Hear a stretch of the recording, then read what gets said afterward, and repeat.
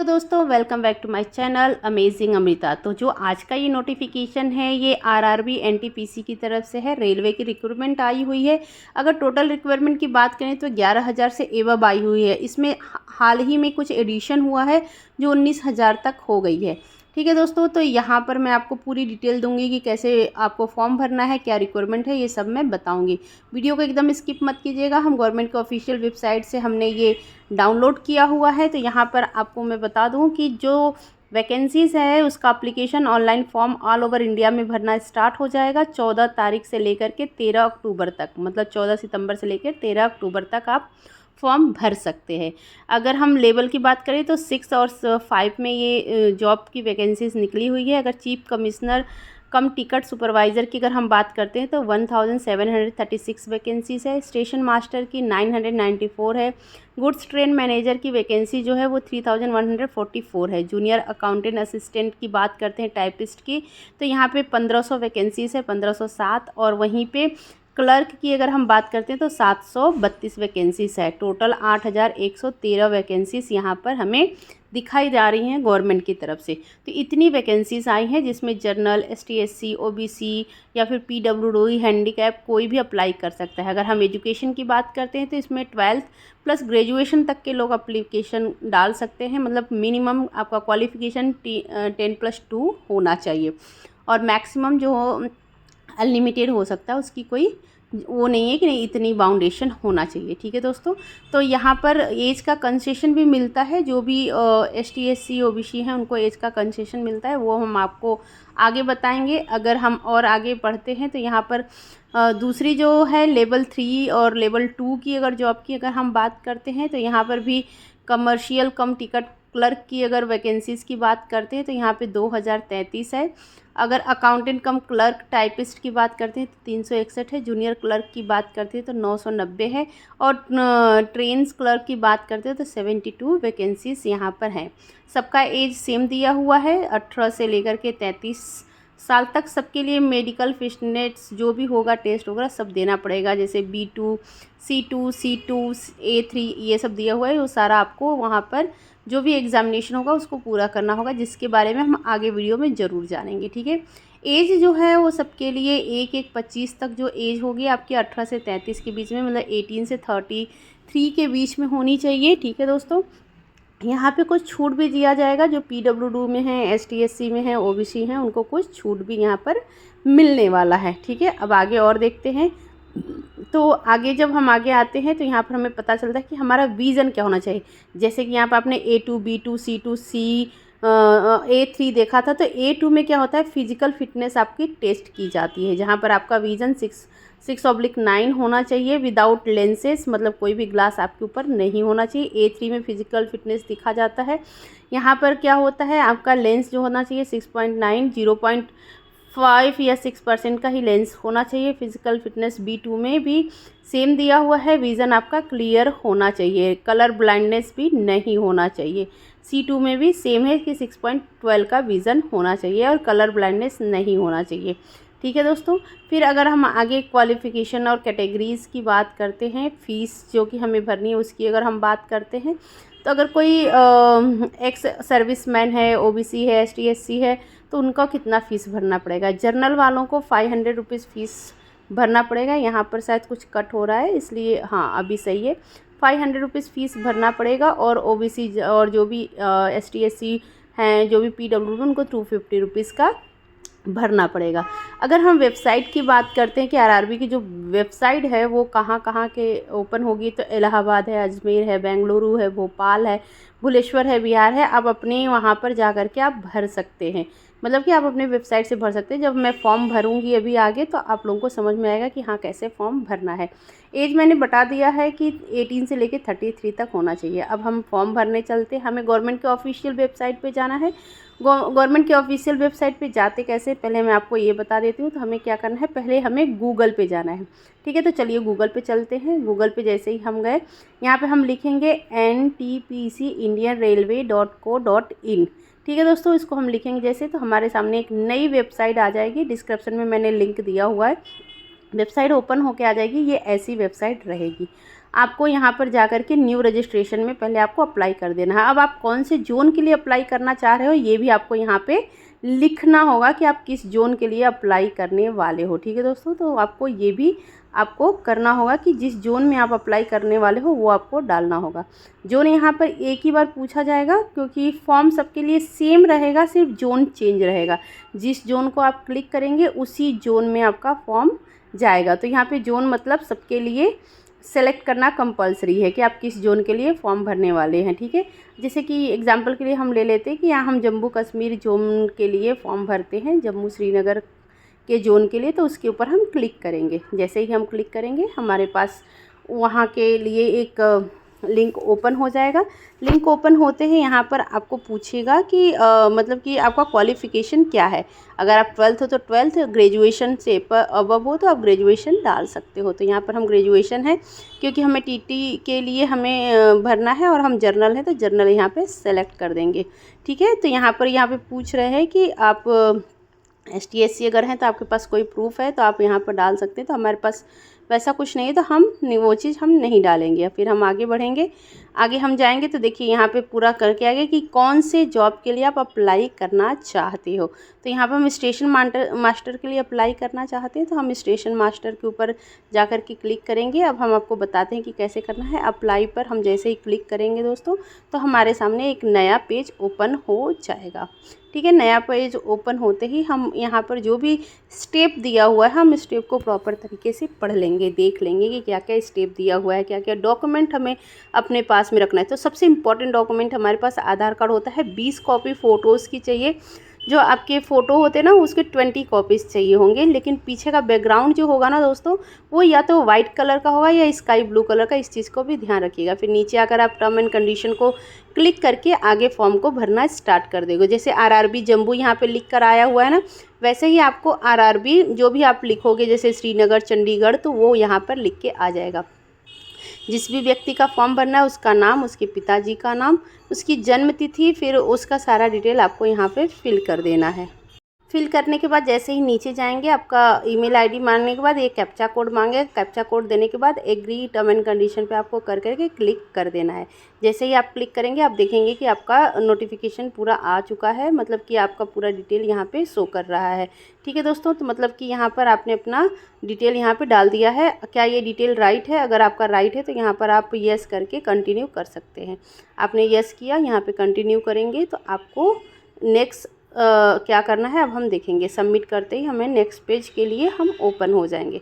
यहाँ पे सारा डिटेल दिया हुआ है कि आपका आधार कार्ड नंबर, आपके पिताजी का नाम, मोबाइल नंबर ऑलरेडी रजिस्टर्ड है तो एक ही बार एक मोबाइल नंबर पड़ेगा, इस बात को आप हमेशा ध्यान में रखिएगा। तो मोबाइल नंबर आपको यहाँ पर रजिस्टर कर देना है। फिर से यहाँ पर आपका ईमेल आईडी डालना है, कैप्चा कोड डालना है, फिर कंटिन्यू आपको आगे बढ़ते हुए जाना है। यहाँ पे आई एम कन्फर्म करके आपको आगे बढ़ना है। ठीक है दोस्तों, आगे बढ़ गए। आपका रजिस्ट्रेशन मतलब कि आप रजिस्टर हो चुके हो इंडियन रेलवे की वेबसाइट पर, आप यहाँ पर रजिस्टर हो चुके हो। अब आगे आपको फॉर्म कैसे भरना है ये भी मैं आपको एक एक चीज़ बताती जाऊँगी स्टेप वाइज स्टेप। ठीक है, तो आप कैसे फॉर्म भरना चाहते हो OTP के माध्यम से, तो यहाँ पर आपको वो सेलेक्ट करना होगा। आपको अपना ईमेल आईडी लिखना है। ईमेल आईडी जो आपने वहाँ पे डाला है वही ईमेल आईडी यहाँ पे डालना होगा। क्या वो राइट है? तो उसको यहाँ पे डाल करके फिर OTP भेजना होगा। जो OTP आएगा उसको यहाँ पर हम डाल करके कैप्चा कोड डाल करके आगे कंटिन्यू करेंगे। ठीक है, तो यहाँ पर जो भी OTP आपकी ईमेल पाया होगा उसको चेक करके कैप्चा कोड डाल करके आप यहाँ पे कंटिन्यू करना स्टार्ट कर देंगे। ठीक है, तो जैसे ही आप कैप्चा कोड डालते हैं, अगर आपको ये कैप्चा कोड ना समझ में आए तो आप दूसरा कैप्चा कोड भी ले सकते हैं। तो यहाँ पर आप रिफ़्रेश करेंगे तो दूसरा आ जाएगा। अब यहाँ पर आपका क्या हो गया, पंजीकरण, मतलब कि आपका एक रजिस्ट्रेशन नंबर आ गया। आप इसको कॉपी करके रख लीजिए या स्क्रीनशॉट भी ले सकते हैं। ठीक है, तो इसको कॉपी करके आप रख सकते हैं ताकि आपको फ्यूचर में काम आए। अब कंटिन्यू आगे बढ़ना है। आपको कंटिन्यू के पेज पर आप क्लिक करेंगे। फिर से यहाँ पर आपको अपना रजिस्ट्रेशन नंबर डालना है, फिर आपका यहाँ पे डेट ऑफ बर्थ डालना है, फिर कैप्चा कोड डाल के आगे कंटिन्यू करना है। अभी तक आप ये ध्यान रखिएगा कि आप इंडियन रेलवे की गवर्नमेंट की वेबसाइट पर आप अपने आप को लॉगिन कर रहे थे। अब हमें फॉर्म भरना स्टार्ट करना है। ठीक है दोस्तों, तो यहाँ पर फिर से वही आएगा, कैंडिडेट का नाम। ठीक है, आपका जो है कि एज यहाँ पर पूछा जाएगा, वो आपको डालना है। फिर उसके बाद आपकी कैटेगरी पूछी जाएगी। ये सारा चीज़ जो भी आपको यहाँ पे पूछा जा रहा है आपको पूरा अच्छे से फिल करना है। आपका लिंग हो गया, आप की नेशनैलिटीज़ क्या हो गई, आपका जो है कि डिस्ट्रिक्ट क्या हो गया, ये सारा आपको डालना है। आप कौन से कास्ट के हैं, ये सब चीज़ आपको यहाँ पे डालना है। ठीक है दोस्तों, यहाँ पे सारा डिटेल आपको डालना होगा। आपका परमानेंट एड्रेस ये सब चीज़ भी डालना होगा। कोई डिसेबिलिटीज़ तो नहीं है, कि आप गवर्नमेंट के ऑफिसर हैं, तो जो भी आप हैं वहाँ पर आप ऐसे क्लिक करते जाएंगे। येस नो का ऑप्शन आएगा, उसको आपको डालते हुए आगे बढ़ते जाना है। तो ध्यानपूर्वक यहाँ पर आप फॉर्म भरिएगा। जो येस रहे, आप अगर डिसेबल हैं तो यहाँ पे येस करेंगे तो वहाँ पर आपको एक पॉपअप ओपन होकर आएगा, जहाँ पर आपको ये डालना होगा, आपका सर्टिफिकेट वहाँ पर अपलोड करना होगा। तो इस चीज़ को भी ध्यान रखिएगा। तो जो भी चीज़ रहे उसको, आपके घर में कोई रेलवे में जॉब कर रहा है कि नहीं, ये सब भी डिटेल वहाँ पे पूछता है, तो वो सब भी आपको येस या नो में डालना है। तो जो भी जैसे रहेगा वहाँ पर आप फिलअप करेंगे। फिर यहाँ पे जो भी इन्फॉर्मेशन आपने दी है क्या वो करेक्ट है, यहाँ पे येस करके आपको आगे सबमिट के लिए क्लिक करना है। जैसे ही आप आगे बढ़ते हैं, एक नेक्स्ट पेज आपके साथ ओपन होके आता है। यहाँ पर आपको क्लिक करके आपको आगे सेलेक्ट कर लेना है कि किस पोस्ट के लिए आप कर रहे हैं। तो यहाँ पोस्ट क्या है कि आप भुगतान जो है वो कैसे करेंगे, जो भी आप डिजिटल पेमेंट करेंगे या ऑफलाइन या ऑनलाइन पेमेंट करेंगे। तो यहाँ पे कौन से बैंक वगैरह सेलेक्ट करने आएगा। यूपीआई से अगर आप करना चाहते हैं तो यूपीआई से करिए। यहाँ पे सारे ऑप्शन आपको दिए रहते हैं। ठीक है, तो आपको किसी एक ऑप्शन को सेलेक्ट करना है, वहाँ पे सेलेक्ट करके आपको अपना पेमेंट करना है। जो भी जर्नल है उनके लिए 500 रुपये की पेमेंट है। जो ओबीसी, एसटी, एससी, पीडब्ल्यूडी में काम करते हैं उनके लिए ये कम रहता है। तो यहाँ पर आपको अपना पूरा डिटेल, अगर आप ऑनलाइन पे कर रहे हैं, आपका ऑनलाइन बैंकिंग है, तो यहाँ पर डिटेल पूरा चेक करके आपको भरना है। 500 रुपीज़ का आपको यहाँ पे पेमेंट करना होगा। अगर आप यूपीआई चूज़ करते हैं तो आपके यूपीआई पर 500 रुपीज़ का इंडियन गवर्नमेंट रेलवे की तरफ से आ जाएगा, उसको आपको तुरंत भर देना है। मतलब बहुत ही सिंपल तरीका है यूपीआई से पेमेंट करना, ये आपको पता ही होगा। तो अगर आप ऑनलाइन बैंकिंग कर रहे हो तो यहाँ पे पूरा आपको डिटेल अपना डालना होगा, कार्ड वगैरह का डिटेल, सीसीवी नंबर जो होता है वो डालना होगा। फिर उसके बाद ये कैप्चा कोड डालना होगा। फिर आपको यहाँ पर पे वाले ऑप्शन पे क्लिक करके पेमेंट करना होगा। ठीक है दोस्तों, तो यहाँ पर आप अगर पेमेंट करते हो तो आपका पेमेंट फुल सक्सेसफुली हो जाता है। पेमेंट सक्सेसफुल होने के बाद आपके लिए एक नया पेज ओपन होके आ जाएगा कि आपने पेमेंट कर दिया है। जो भी ओटीपी वगैरह है वो उसको फिल करने के बाद तभी आपका पेमेंट होगा। तो ये चीज़ आपको ध्यान में रखना है। जो भी यहाँ पर आता है उसको आपको फुलफ़िल करना है। और अपना ओटीपी किसी के साथ शेयर ना करें, अपने कार्ड का डिटेल किसी के साथ शेयर करें। इस चीज़ को आप हमेशा ध्यान में रखेंगे। अब हम आगे बढ़ते हैं। हमारा यहाँ पे पेमेंट सक्सेसफुली हो चुका है। यहाँ पे कैंडिडेट के ऊपर आप क्लिक करोगे, क्लिक करते ही आपके सामने एक नया पेज ओपन होके आएगा। यहाँ पर आपको क्या करना है, यहाँ पे सेलेक्ट करना है। ठीक है दोस्तों, तो भुगतान आपने किया है उसको आपको सेलेक्ट करना है। यहाँ पर आपने पेमेंट कर दिया है कि नहीं, यहाँ पर ये ऑप्शन पूछा जा रहा है। तो आपको येस और नो, अगर आपका पैसा रिफ़ंड आता है तो क्या इसी अकाउंट में आएगा, अगर आप येस करते हो तो इसी अकाउंट में आएगा, अगर आप नो करते हो तो आपको दूसरे अकाउंट का पूरा डिटेल यहाँ पर आपको देना पड़ेगा। ठीक है, तो हम क्योंकि उसी से कर रहे हैं तो हम उसको येस भी कर सकते हैं। अगर हम नो करते हैं तो हमें दूसरे बैंक का पूरा डिटेल यहाँ पे लिख के देना होगा। ठीक है, तो हम येस कर देंगे। अगर हम यूपीआई से भी पे किए तो भी हम येस कर देंगे, तो उसी यूपीआई पर हमें पेमेंट रिटर्न आ जाएगा। ठीक है, अब हम यहाँ पर आगे बढ़ेंगे फॉर्म को फिलअप करने के लिए। देखो, पहले पेमेंट ले लेती है गवर्नमेंट, फिर उसके बाद आगे कोई काम करवाती है। ठीक है, अब यहाँ पर आपका जो है कि किस पोस्ट के लिए आपको भरना है, कौन से बोर्ड के लिए, ये यहाँ सब डिटेल मांगा जा रहा है। ठीक है, तो यहाँ पर हम देख लेंगे कि यहाँ पे नंबर क्या दिया हुआ है। तो कौन सी पोस्ट के लिए आप भरना चाहते हो, यहाँ पर आप सेलेक्ट कर सकते हो मैक्सिमम ऑफ पोस्ट। ठीक है, तो आप यहाँ पर सेलेक्ट कर सकते हो। ठीक है, कि आप कौन से पोस्ट के लिए भरना चाहते हो फॉर्म। फिर इसको भी सबमिट करके आप आगे जा सकते हो। कौन से जोन में है ये भी आपको डालना होगा।